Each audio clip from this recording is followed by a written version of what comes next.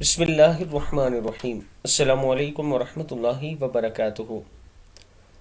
غم دور اور قرض ختم ہوگا انشاءاللہ۔ رسول اللہ صلی اللہ علیہ وآلہ وسلم کی یہ دعا پڑھ لیا کریں۔ حضرت ابو سعید خدری رضی اللہ تعالیٰ عنہ فرماتے ہیں کہ ایک دن رسول اللہ صلی اللہ علیہ وآلہ وسلم مسجد میں تشریف لائے تو آپ کی نظر ایک انصاری شخص پر پڑی جن کا نام ابو امامہ تھا۔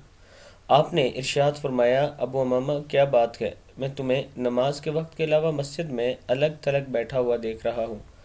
حضرت ابو امامہ نے عرض کی، یا رسول اللہ صلی اللہ علیہ وآلہ وسلم، مجھے غموں اور قرضوں نے گھیر رکھا ہے۔ آپ نے ارشاد فرمایا، کیا میں تمہیں ایک دعا نہ سکھلا دوں؟ جب تم اس کو کہو گے تو اللہ تعالیٰ تمہارے غم دور کرے گا اور تمہارا قرض اتار دے گا۔ حضرت ابو امامہ رضی اللہ تعالیٰ عنہ نے عرض کی، یا رسول اللہ صلی اللہ علیہ وآلہ وسلم، ضرور سکھا دیں۔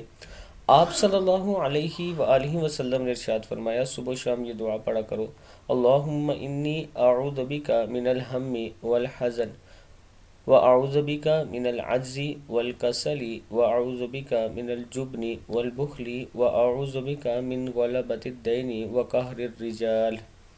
حضرت ابو امامہ رضی اللہ تعالیٰ عنہ فرماتے ہیں، میں نے صبح و شام اس دعا کو پڑھا تو اللہ تعالیٰ نے میرے غم دور کر دیے اور میرا سارا قرض ادا کر دیا۔ اللہ تعالیٰ ہم سب کو اس پر عمل کرنے کی توفیق دے۔